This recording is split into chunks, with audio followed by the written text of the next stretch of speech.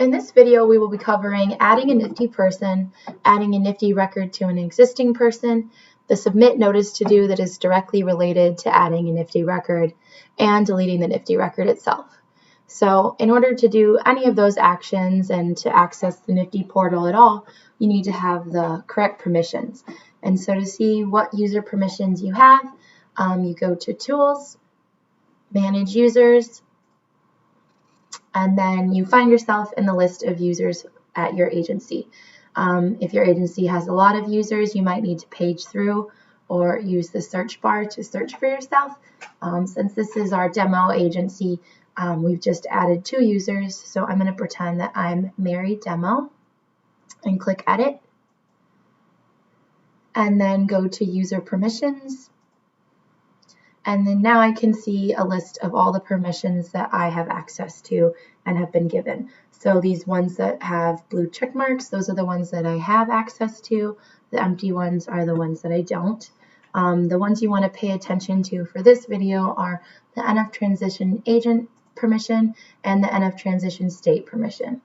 So the NF Transition Agent permission gives you the ability to access the Nifty portal, which contains all the important records like the notice and eligibility, the CTA, exceptions, transition results, and close notice records. So once you have access to that, you have access to all those different records within a Nifty record, and you'll be able to add Nifty people as well. If you don't need the ability to add and edit and delete, then you really should just have the view level permission. That's kind of nice, is we have these 3 different levels of permissions. If you're a transition navigator, you're probably going to have all 3, but it's really just based on what your role is at the agency and what your responsibilities are and what you need to do. And so if you basically can't see something or access something, then you're just going to want to contact whoever manages the user accounts at your agency and request permission and let them know what level of access you really need. Another thing I wanted to mention is you do need the NF Transition State one as well. This is because this basically controls the state review sections, like how the state reviews exceptions and notice and eligibility records. This would just allow you to view those parts of the record. So all agent users should really have this marked as well if you're going to work with Nifty. And you'll also notice that the add, change, and delete areas are empty. That's because these are specifically reserved for state users, and agent users will never be able to have those permissions. So that's those guys. So now that we're for sure know I have the appropriate permissions to add Nifty records and edit them, I'm going to go ahead and add a Nifty record. Well, I'm going to add a Nifty person, actually. So you go back to statewide search. If you're navigating from anywhere in Next Navigator, statewide search is going to be the default page for transition navigators, but others might default to the case file selector. So if you do, just go to the search menu and select statewide search from it, and then you're good to go. So the first thing you want to do before you add someone is search for the person that you want to add, because you want to make sure that they have not been added to the system yet. So several people with the same name could exist, and you might find, matching results that way, but also you never know if a different agency had worked with the participant and they're actually already in the system, and you don't want to have duplicate people in the system with the same date of birth and Medicaid ID, etc. So I'm going to search for my new person. Let's say he's Harry Potter. So I'm going to put in Potter in the last name. And then the first name, it's actually better to not type the full name, because then it won't limit the search as much.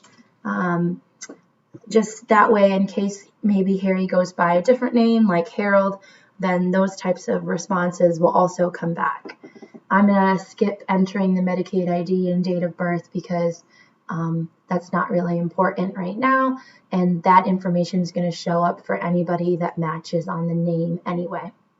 So click search, and now I've got my results, and you can see there's several other Harry Potters that exist in the state, and I'm not recognizing any of these as the person that I'm trying to add. So I'm going to click this new person button and go ahead and add a new person. But if I did, or I maybe needed to see a little more detail, I could click on one of these guys, click on the detail, and then I can see some more information about them if there is any. Also, you can see if this person belongs to your agency or not. And since there's this yellow or red highlighted box that says this person is not a participant in your agency, then I for sure know that they're not a part of my agency and belong to someone else. So I'm not going to add this person. I'm going to go back and add my new person because he wasn't any of these guys. And so I'm going to click new person. And then I'm going to click Nifty person. This button exists because waiver agents have other types of people that they can add. They could add like an episode person or a MIG person or a waiting list person. So that's why that's there, but only Nifty person appears because we've set up this demo account in a way that they only have the appropriate permissions to add Nifty people. So I'm going to click that. And you can see the last name is locked in because I've already searched for it and there was it identified any possible matches. So we don't let you change that once you've gotten to this point. But now I'm going to type in the rest of my name, Harry Potter, and then I can add the SSN if I know it. We understand that there are times when you don't know what the SSN is when you're adding a person or adding a Nifty record, so it's not required. But I am going to go ahead and add a fake one.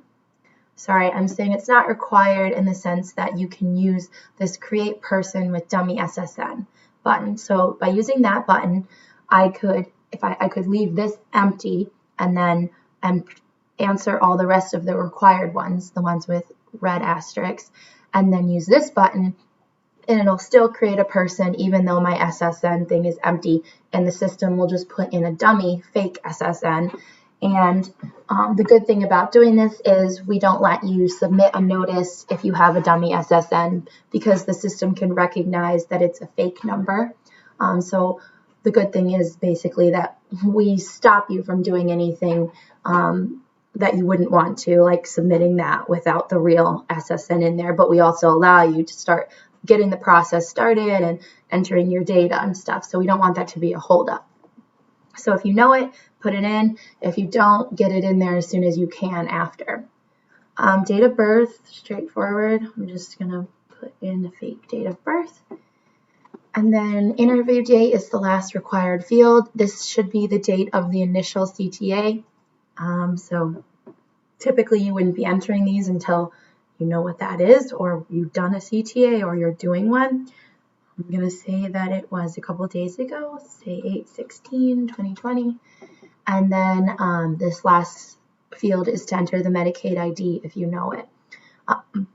You can see that this is also not required to submit or to create a person right now, but it is something that you're going to need down the line. But it's also not required to submit a notice because the state basically understands that you can sometimes not receive Medicaid applications if they're submitted around the same time that the user submits the notice.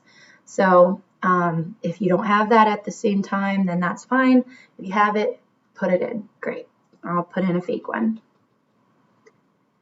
All right. So now I'm going to click Create Person because I do have an SSN entered. Whoops. Didn't mean to double click that. So now I have successfully created a new Nifty person, and you can see that it automatically opened up the living CTA. That's just in case you want to get started immediately and start working on the transition. Now you're right in the right spot. And something else to note is that you might want to revisit the participant record and at least fill in the participant phone because that's another required thing to submit a notice. So that's this guy right here. If you don't want to do that right away, that's fine, but you'll need to come back to it when you want to submit a notice. Another thing to note is that an address record is automatically added when you add a new Nifty person.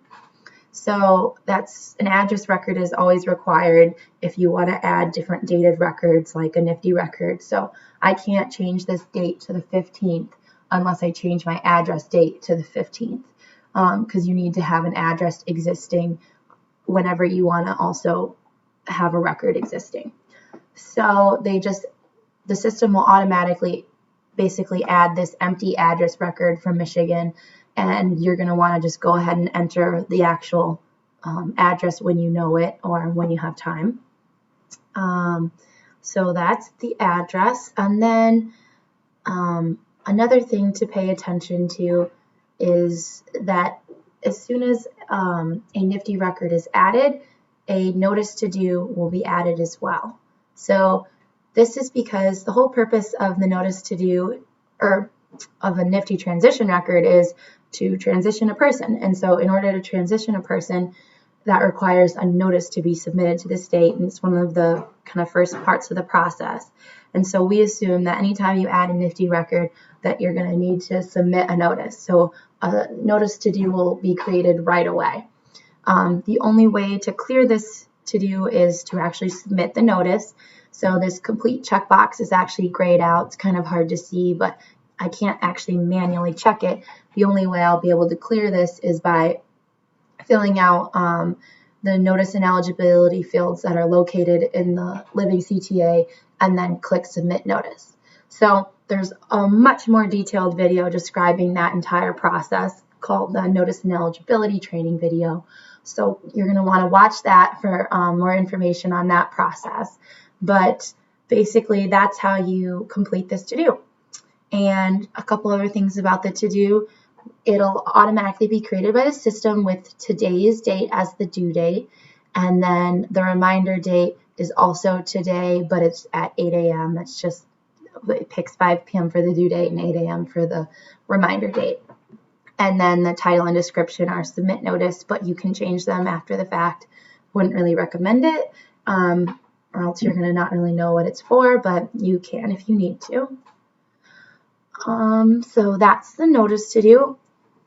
Also, there's more of a detail and information about how these to-dos interact and kind of keep changing as you go through the process, and that's in the CTA video. So if you have more questions about the next step after you submit the notice, watch the CTA training video. Okay, so now that we've added in a new Nifty person and checked out the new submit notice to do, I'm going to show you how to add a Nifty record to an existing participant. So basically, it's kind of the same process. I'm going back to statewide search. I'm looking for whoever I want to add this to. Let's say it was Ron Weasley. Stick with the Harry Potter theme. And I'm searched. And okay, so here's my guy. Let's say this is who I wanted to add it to. I'm going to go to the detail. And I'm going to open up this Nifty, go there, or I can use this button, either one. I'm just using this one to be quicker. And I can see, oh, yep, this is the guy. He already had a transition attempt earlier, and we closed it, and that was all great and fine, but he's going to try to another transition attempt, and maybe it's because it's with a different agency, or maybe this other transition attempt was a long time ago. Obviously, this one wasn't super long ago because I just was playing with fake data and adding it, but there's lots of reasons that you might need to add another transition attempt. Or maybe you just have your waiver agency and your participant is existing because they had an episode and now it's closed and now they're in the nursing home, or, you know, so there's lots of different scenarios where you might need to add a Nifty record to an existing participant. All you need to do is either highlight an existing record or highlight the NF transition node, click the add button, and then enter the initial interview date. Something to keep in mind when you're adding Nifty records to people that already have existing Nifty records. Any existing ones need to be closed or else they will be considered overlapping. And you cannot enter an initial interview date that would make this new Nifty overlap with an existing one.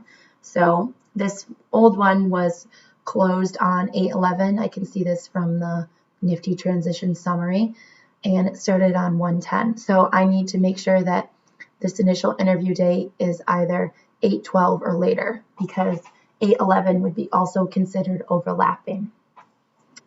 So let's just pretend it was 8/12.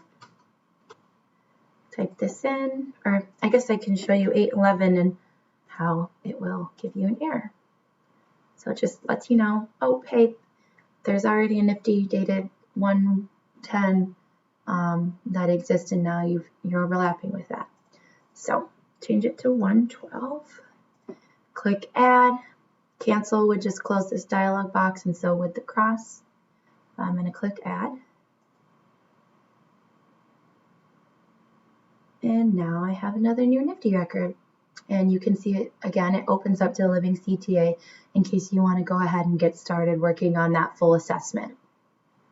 So that is adding a Nifty record to an existing person.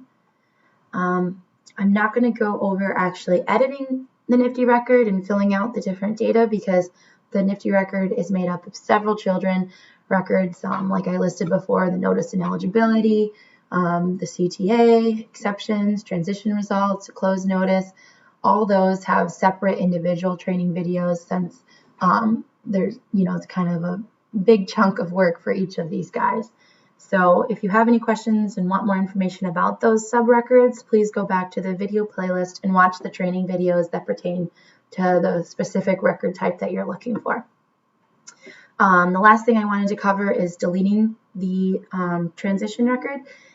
In a case like this where I've just added it and I haven't added any children record, and I haven't submitted the notice or saved a copy of the CTA, which basically means just saved a copy, like a screenshot in time of whatever I've entered in the CTA.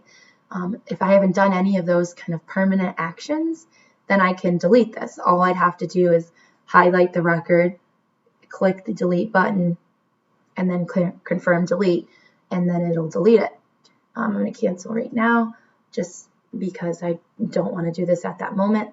But if I had sent, say I added an exception and sent it to the state, or submitted the notice, then I'm not going to be able to delete it.